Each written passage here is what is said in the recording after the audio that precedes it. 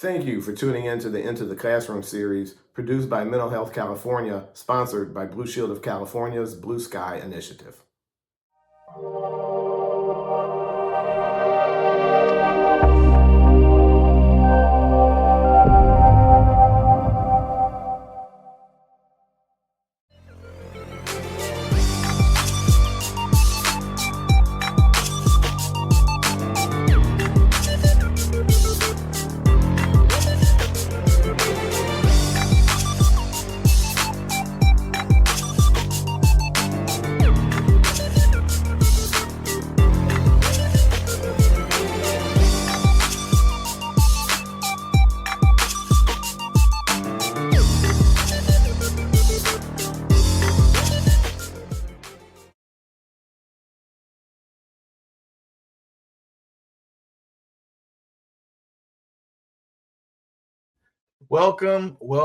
Welcome to Into the Classroom, which is a student mental health awareness multimedia series produced by Mental Health California.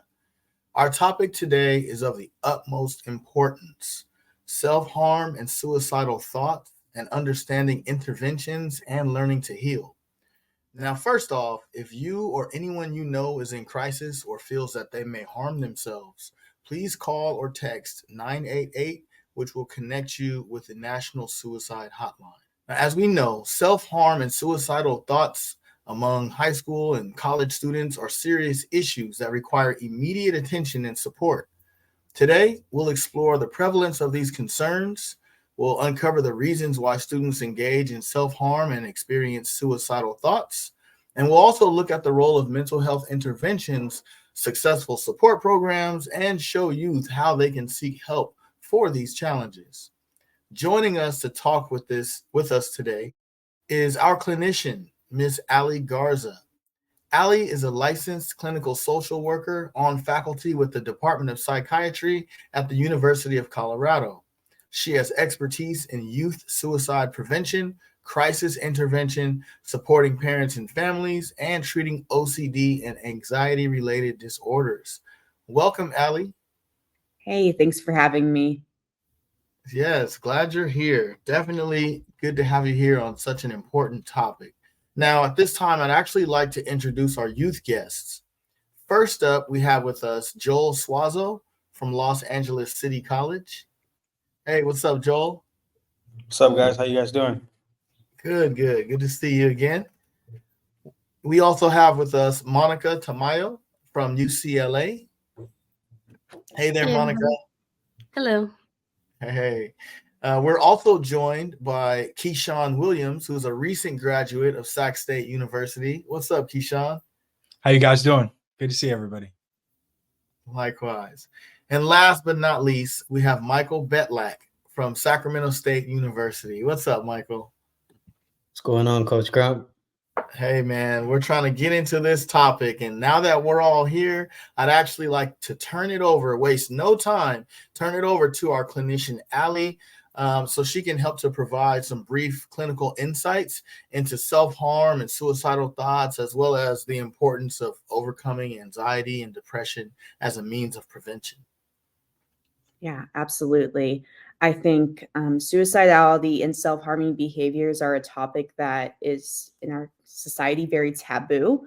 And with that being said, it's so important to talk about. I think there's a lot of hesitancy to talk about it, especially from adults, I would say even more so, as far as there's some concerns of like, well, if I talk about this, if I say something, if I bring it up, is that going to be planting ideas or giving these thoughts that otherwise wouldn't be there? And the research indicates that that's the opposite, that actually the more we talk about it, the more we reduce the stigma and we normalize it, the more likely that youth are going to come to us when they're having these experiences. Early intervention is key as far as getting kids connected to providers and supports to help navigate those feelings, thoughts, and also intervene if it does get to the level of a crisis. Wow, thanks a lot for that.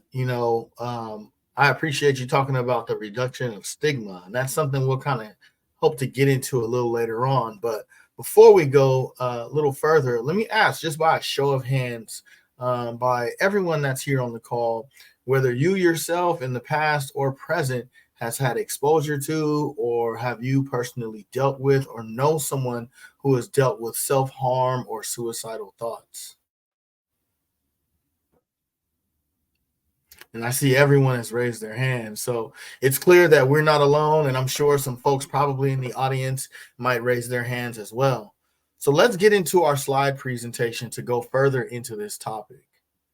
Now, some of the reasons for self-harm can stem from the desire to cope, or even a desire to relieve emotional pain or gain a sense of control.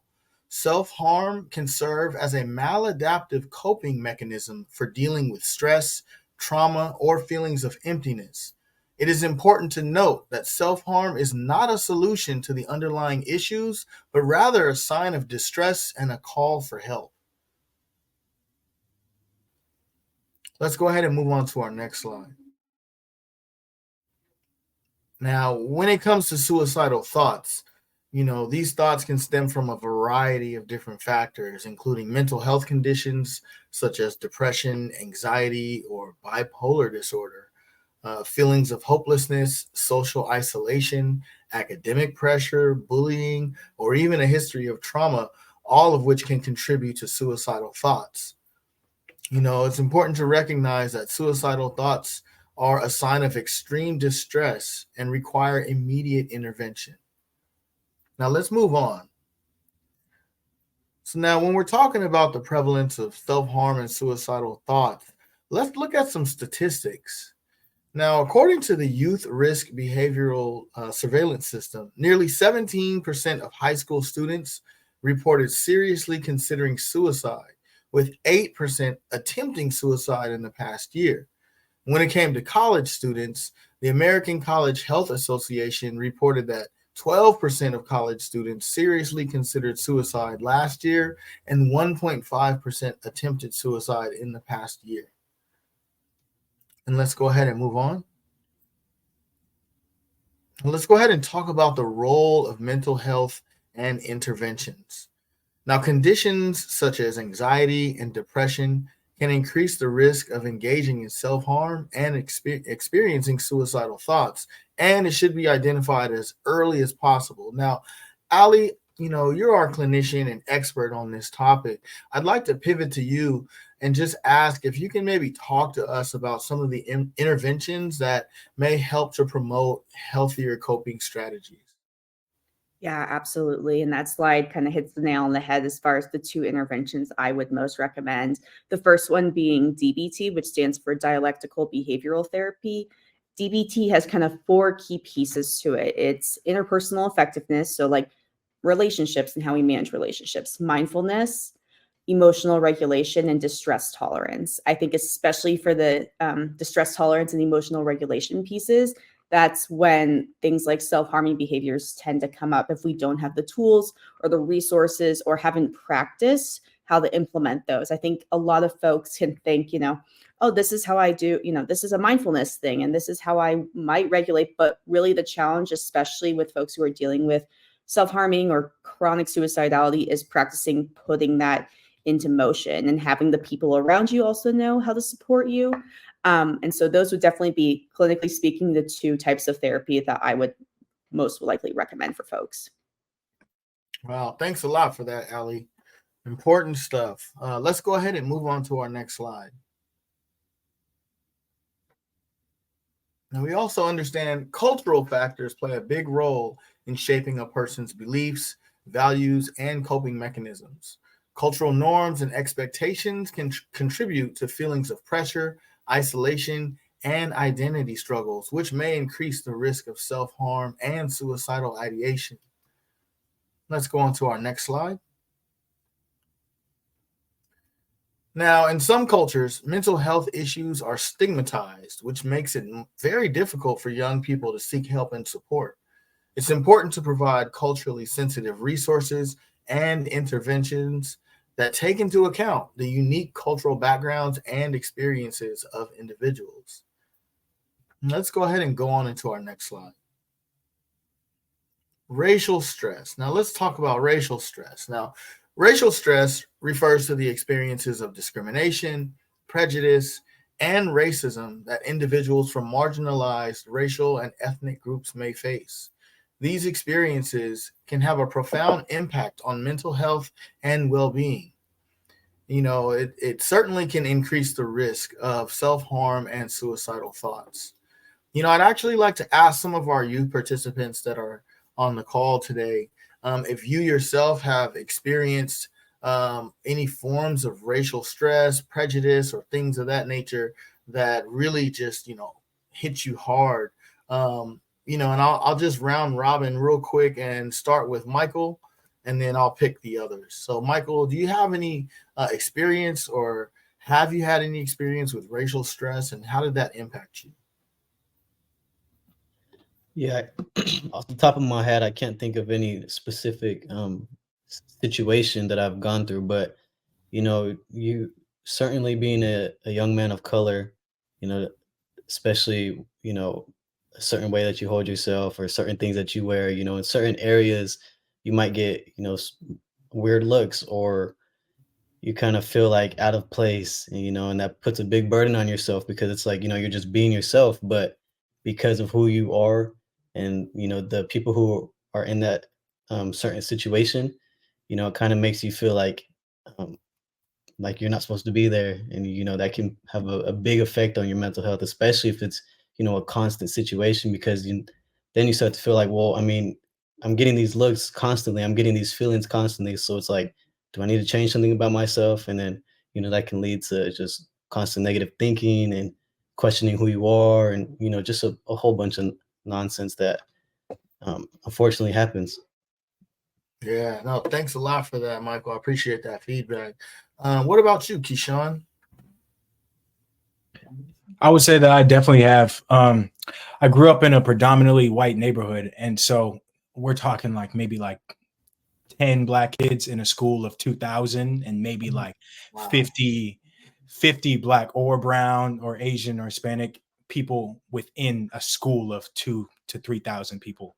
So talk about isolation. Yeah, like I felt that before. And even if you relate and you have friends with other white or Caucasian people, it's still there's something missing. And there's also sometimes there's microaggressions. There's feeling out of place. There's feeling like you just want representation of yourself within the people in the community that you see. So I definitely felt stress on that growing up. Yeah, no, this is important. And I mean, it's certainly something that is, worthy of discussion. And so I want to make sure I take the time to just kind of touch on it with each and every one of you, whether, something comes up or, have that direct experience or not. Just want to make sure to give you all the time and space to just kind of elaborate. How about you, Monica? Yeah, I have actually, and I feel that because of my gender, I probably don't get it as much. But I remember growing up, my parents used to always tell me like when we went to the store, like make sure you don't touch anything. And I always thought it was because we're kids, like we might break it. If we break it, we have to pay it. It wasn't until I grew up and then they kept like saying that I understood that it was because if we're touching things, like the owners of the store might think that we're trying to steal it. And then that stuck with me. Even like in high school when I would go out with my friends, especially my guy friends, I would notice if we were going a little bit far, maybe into like Long Beach or like Beverly Hills, those like that area, we'd always have people following us in the aisles, and it was just like not cool because we were like, we're not even touching anything, but they're conveniently like cleaning up every aisle that we decide to check. So that's how I've experienced it in the past. Yeah, certainly that feeling of not being welcome or unbelonging, not Mhm. belonging. Yeah, certainly I can totally relate. How about you, Joel? Yeah, so I think racism is a big thing, and it's only been so many years that there was a lot more going on. Now it's kind of died down, but it's still there. At times I've experienced it, just because the way I look or what I'm wearing. I like to wear baggy clothes. I like to wear, big sweaters, big pants. Like, that's just me being comfortable and cozy. And, I'll have people either say something or look at me crazy or look like I'm about to do something, but which is not the case. So when they usually talk to me, I speak intellectual, and for the most part, they're like, oh, I could kind of see their faces change, like, oh, we didn't expect that from him, in a sense. So I think it's always important how you represent yourself and how you speak. And yeah. Yeah, no, thanks for that feedback too. Thank you all. All of this is really, right on point with the discussion. I know as a college student, when I was at UC Berkeley, there were very few Black folks that were there. So having that feeling of not really feeling welcome by the way you dress, just by the certain places that you go, whether on or off campus, totally can identify with some of the things that you guys have said. So let's go ahead and move on to our next slide. So when it comes to racial stress, racial stress can lead to feelings of hopelessness, low self-esteem, and like I said, a sense of not belonging, which can all contribute to emotional distress. It's crucial to address racial stress and provide support systems that validate and empower young people from marginalized racial and ethnic backgrounds. And we've got our clinician here, so I don't want to leave you out, Ali. Would you like to contribute to the conversation and ways in which young folks can hopefully heal from some of the racial stress or emotional distress that they might be feeling?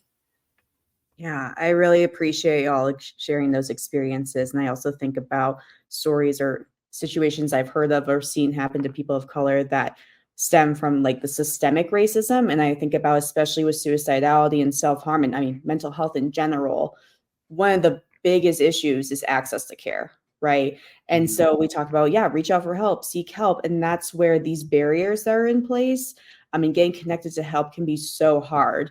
Like at face value, let alone with the system working against you or creating these barriers along the way. So I see that as something that the field needs to do better on. And they're taking baby steps, but so much more needs to be done. Wow, no, you're absolutely spot on. I mean, the role of the field and the folks that are working in that space, certainly significant to make sure folks have access to the care that they need. But actually, let's move on and talk about the role of the family. We know that the role of the family is significant. Having open and non-judgmental communication within the family can help to create safe spaces for discussing emotions and seeking help. Parents and caregivers should definitely educate themselves about self-harm and suicide prevention and be proactive in addressing their child's mental health needs. Family therapy can also be a benefit in improving communication, understanding, and support. So let's go ahead and move on to our next slide. Now, beyond the family, it's important to get young people the help that they need. Those who may be struggling with self-harm, suicidal thoughts, that they know that they can reach out to trusted adults such as teachers, counselors, mental health professionals, as well as their own parents. Crisis hotlines such as the National Suicide Prevention Lifeline is also available at 1-800-273-TALK, and that's 1-800-273-8255. Additionally, schools and colleges should also have protocols in place to respond to students that are in crisis and provide access to mental health resources. So let's go ahead and move on to our next slide. Now, schools and colleges should certainly be making every effort to provide mental health resources for their students. Now, a couple of programs currently exist that have shown to be successful. These programs, like the Sources of Strength program, which focuses on building protective factors and promoting help-seeking behaviors amongst students, is certainly something that exists. It utilizes peer leaders to spread messages of hope, help, and strength throughout the school community. And, I want to ask one of our youth participants, Monica, let me ask you, what might the benefit of having a peer-led group, do for a student at UCLA? Yeah, if we're talking about like suicide prevention groups, well, we have like the suicide hotlines that are offered. It's in the back of everyone's Bruin card. We often get like workshops that people could attend if they would like to increase their like mental health awareness or like suicide awareness skills as well. They also they've done like pamphlets as well, and like presentations on like the signs to look out for, and that way you know what to like how to help your friend in need or yourself, even if you start noticing like, you know what, yeah, I am falling under these categories, maybe I should go get some help. So there are a lot of resources offered on the campus. Awesome. Awesome. Thank you for that. Another successful program that I want to highlight is called the Signs of Suicide, or SOS. This program provides education and resources to students and teaches them ways to recognize the signs of suicide and how to respond. Perfect. So let's go ahead and move on to our next slide. Now, with these resources, there are other treatment options. And, I heard you kind of talk about this a little bit earlier, Ali. And, I want to kind of pivot back to you, because we know both therapy and counseling are definitely essential components of treatment. But there are those other modalities, CBT, DBT. How effective are things like, these types of modalities, for families that may not be aware or may not be familiar with what that even means? Can you kind of elaborate and talk about those therapeutic solutions? Yeah, absolutely. I mean, the mental health field is filled with tons of acronyms that it's very hard to navigate for anyone, providers included. So I think getting connected to evidence-based care is so important. And I think CBT, cognitive behavioral therapy, DBT are both great. And they can come in the form of individual therapy, so one-on-one or group therapy. There's, especially for youth, there's a lot of great like DBT style groups out there. Support groups is more along the lines of like connecting with others with similar lived experiences. And I also saw on that slide, I think it said like medication management. So, and when do we need to get like psychiatry involved? And it's like just hearing all those options, it's like, oh my gosh, where do you start? And I really appreciate that, like, and schools can be such an asset that even if they can't offer it, which a lot of those things they can't, some they're actually incorporating, but even if they can get you connected to those resources to find out what's out there. And some things are trial and error, right? Maybe you'll find out that like group therapy is just where you thrive. Or that, there's certain, or, incorporating like art therapy into the modality, like figuring out what fits you and fits your identity and personality. And there's so many things out there. And so just figuring out where to start can oftentimes start with the school as well.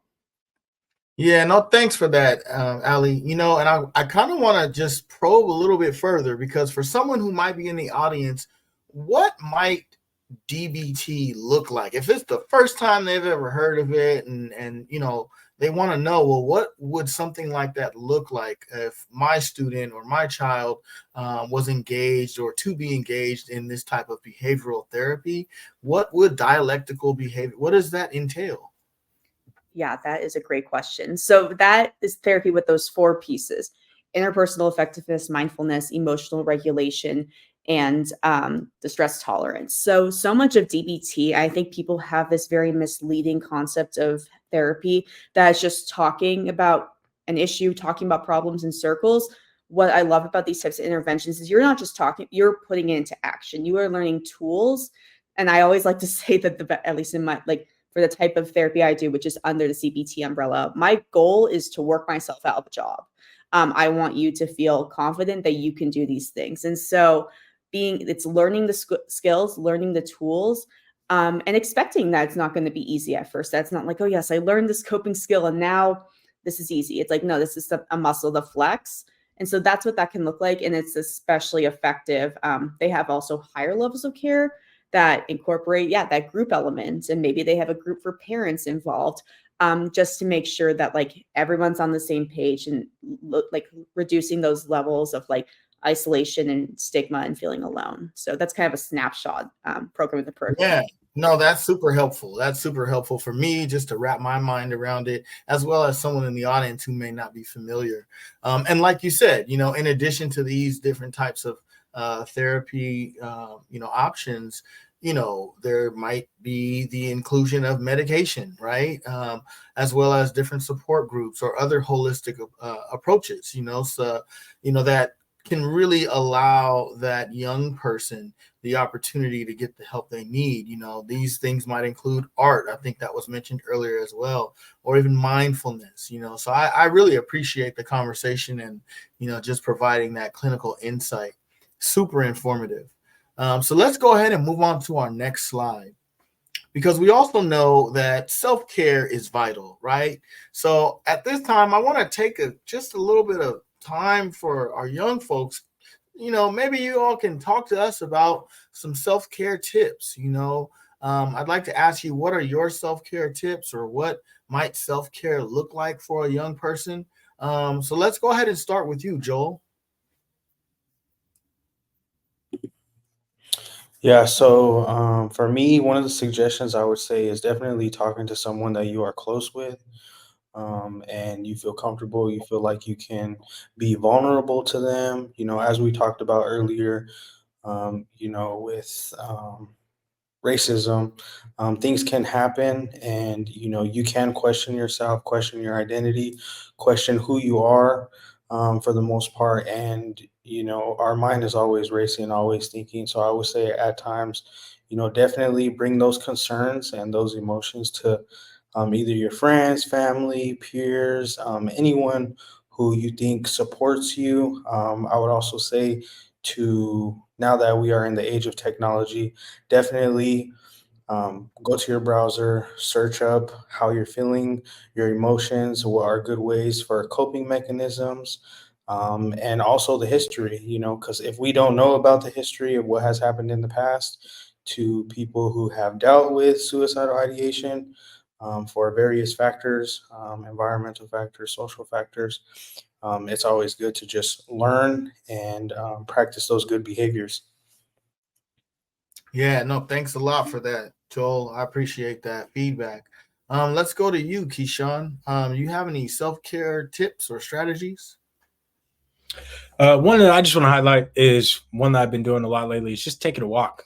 To be honest, if you are having long study sessions in school, and maybe it's a Sunday, you got a test on a Monday, and you're getting long study sessions in, it's important to just go outside, like literally just to go outside and take a walk and breathe and take in some vitamin D, take up some sun, and just be aware that be aware of the world. Yeah, be aware of the world and just breathe and find yourself in more of a relaxed state. So I love taking walks. I really do. It's kind of like the highlight of my day. Wow, that's wonderful, man. I appreciate that. It's the simple things, right? Just being able to go outside. That's awesome.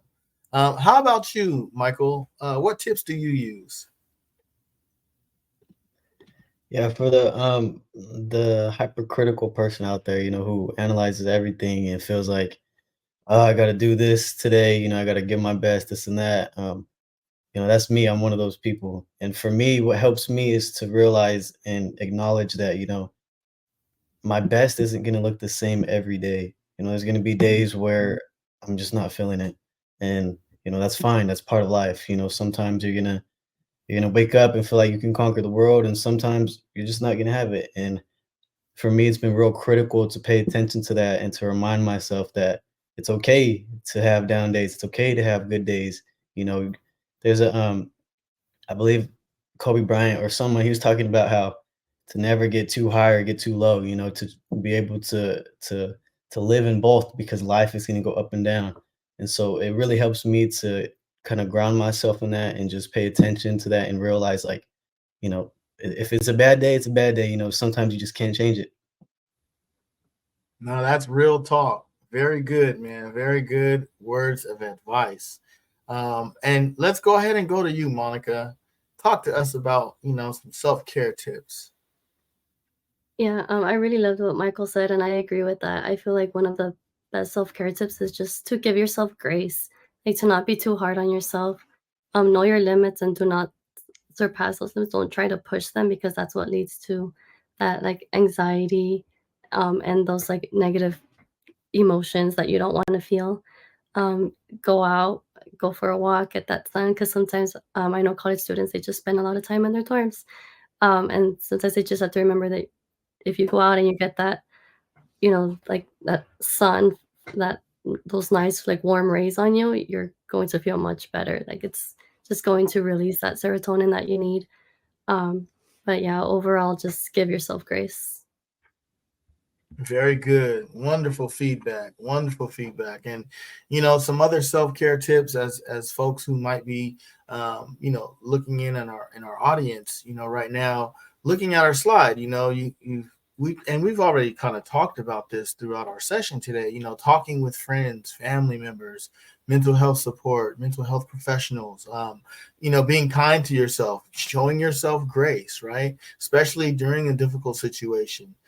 Finding activities that bring you joy, finding activities that can take your mind away from the negativity or the things that, you might be kind of like overthinking or thinking hardly about. Also getting that regular exercise, eating healthy, well-balanced meals, getting rest. I mean, all of these things are important for our body as well as our mind. And just talking with support groups, there are a number of different resources, whether they be on campus, whether that be in a high school setting or even in professional settings where you can reach out and find groups of people, finding peers who are like you that can also, talk to you about some of the things they're going through and, help you realize that you're not alone. And also we know that relaxation, deep breath, yoga, breathing, meditation, listening to some music, going for a walk, all of these are great tips that certainly we want to use in our day-to-day to help us to relieve that stress. So folks, you've heard directly from our youth today. We know that it is crucially important to prioritize self-care in an effort to heal ourselves. I'd also like to reiterate once again that if you or anyone you know is in crisis or feels that they may harm themselves, please call or text 988 or contact the National Suicide Hotline at 1-800-273-TALK. That's 1-800-273-8255. And with that, I want to take the time to personally thank each and every one of you for your contributions. Thank you, Monica. Appreciate you always. Thank you, Michael. Wonderful discussion. Thank you, Keyshawn, for everything you bring. And thank you, Joel, just all of you for your contributions today. I also want to give a huge shout out to Allie for bringing the wisdom and the knowledge from that clinical perspective and from the heart, adding it into this conversation today. Super helpful, Allie. Thank you so much. I'd also like to give a huge thank you to you, our audience, for joining the Into the Classroom session, which is a production of Mental Health California. Please be sure to visit us at mentalhealthca.org. Also, if you'd like to access health and wellness, mental wellness topics for boys and men of color, please visit our signature initiative at brotherbewell.com. Also, while you're there, be sure to subscribe to our blog. Lastly, I'd like to give a huge thank you to our sponsor, Blue Shield of California's Blue Sky Initiative, which promotes access to mental health support. You can learn all about their program at bluesky.blueshieldca.com. With that, I'm your host, Conrad Crump. Until next time, take good care of yourselves. Thank you. Bye-bye.